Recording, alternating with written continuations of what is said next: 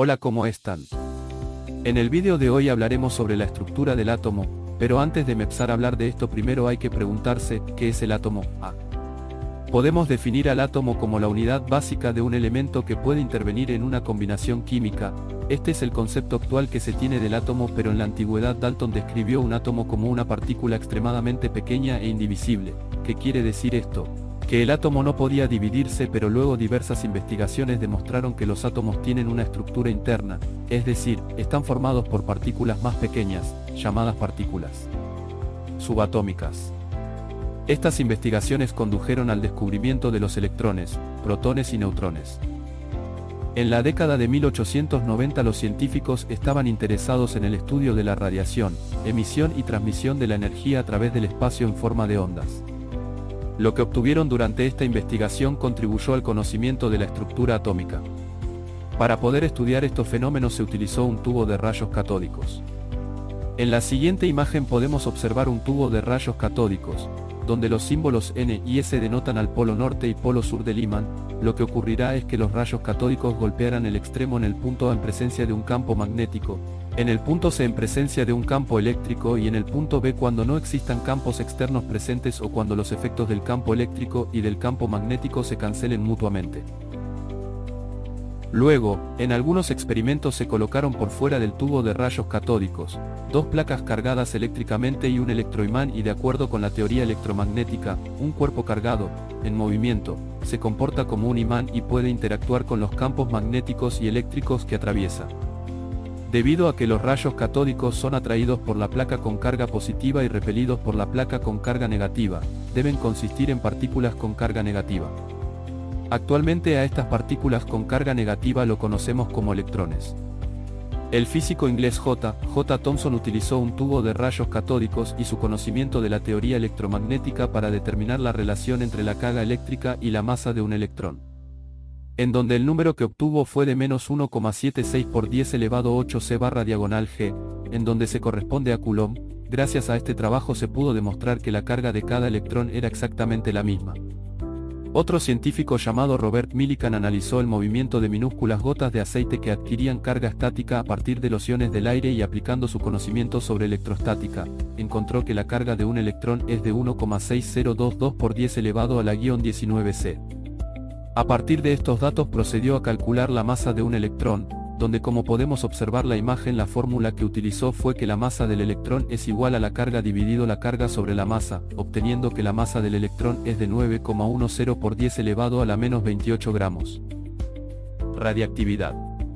En 1895, el físico alemán Wilhelm Röntgen observó que los rayos catódicos incidían sobre el vidrio y los metales, hacían que estos emitieran unos rayos desconocidos. Estos rayos muy energéticos eran capaces de atravesar la materia, ya que oscurecían las placas fotográficas, incluso cubiertas, y producían fluorescencia en algunas sustancias. Debido a que estos rayos no eran desviados de su trayectoria por un imán, no podía contener partículas con cargas, como los rayos catódicos. Röntgen les dio el nombre de rayos X, por su naturaleza desconocida. Poco después de este descubrimiento, Antoine Becquerel empezó a estudiar las propiedades fluorescentes de las sustancias, donde, investigando accidentalmente, encontró que algunos de estos compuestos de uranio oscurecían las placas fotográficas cubiertas, incluso en ausencia de rayos catódicos.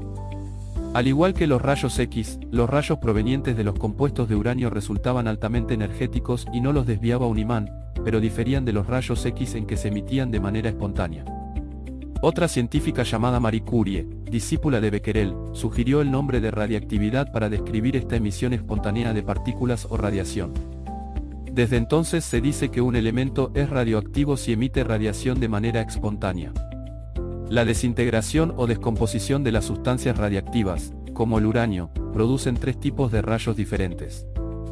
Dos de estos rayos son desviados de su trayectoria por placas metálicas con cargas opuestas, como vemos en la imagen que está en pantalla, donde los rayos beta consisten en partículas con carga negativas, o sea los electrones, y por ende, son atraídas a las partículas con carga positiva. Lo contrario pasa con los rayos alfa, donde estos tienen carga positiva y son atraídas por las partículas con carga negativa. Debido a que los rayos Y no tienen carga alguna, su trayectoria no se ve alterada por ningún campo eléctrico. Protón. En 1910, el físico neozelandés Ernest Rutherford utilizó partículas para demostrar la estructura de los átomos. Rutherford efectuó una serie de experimentos utilizando láminas muy delgadas de oro y de otros metales, como blanco de partículas provenientes de una fuente radioactiva. En la imagen podemos observar que la mayoría de las partículas alfa atravesaron la lámina de oro con poca o ninguna desviación. Algunas se desviaron con un ángulo grande. En ocasiones algunas partículas alfa invierten su trayectoria. Luego de un tiempo Rutherford pudo explicar su experimento, llegando a la conclusión de que la mayor parte de los átomos deben ser espacio vacío. Esto explica por qué la mayoría de las partículas atravesaron la lámina de oro sufriendo poca o ninguna desviación. Rutherford propuso que las cargas positivas de los átomos estaban concentradas en un denso conglomerado central dentro del átomo, que llamó núcleo. Las partículas del núcleo que tienen carga positiva reciben el nombre de protones. Estos tienen la misma cantidad que los electrones y su masa es de 1,67262 por 10 elevado a la menos 24 gramos, aproximadamente 1840 veces la masa del electrón con carga opuesta. La unidad de medida en el Sistema Internacional de las Dimensiones Atómicas se representa en picómetro, pm, donde 1 picómetro es igual a 1 por 10 elevado a la menos. El radio típico de un átomo es aproximadamente de 100 picómetros, en tanto que el radio de núcleo atómico es solo de 5 por 10 elevado a la menos 3 picómetros.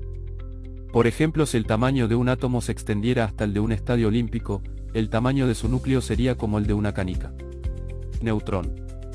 Cuando el científico Chadwick bombardeó una delgada lámina de berilio con partículas, el metal emitió una radiación de muy alta energía, similar a los rayos. Experimentos posteriores demostraron que esos rayos en realidad constan de un tercer tipo de partículas subatómicas, que Chadwick llamó neutrones. Gracias a este descubrimiento el misterio de la relación de las masas ahora se podía explicar. Lo que sucede es que en el núcleo de helio existen 2 protones y 2 neutrones, en tanto que en el núcleo de hidrógeno hay solo un protón y no hay neutrones, por lo tanto, la relación es 4:1. En la imagen se muestra la localización de las partículas elementales, protones, neutrones y electrones, en un átomo. Podemos observar que los protones y neutrones están confinados en un núcleo extremadamente pequeño. Los electrones se representan como nubes orbitales que circulan alrededor del núcleo. Y con esto concluimos el vídeo. Si les gustó no se olviden de suscribirse. Dale like, activar la campanita y comentar que estaré leyendo y sacando sus dudas.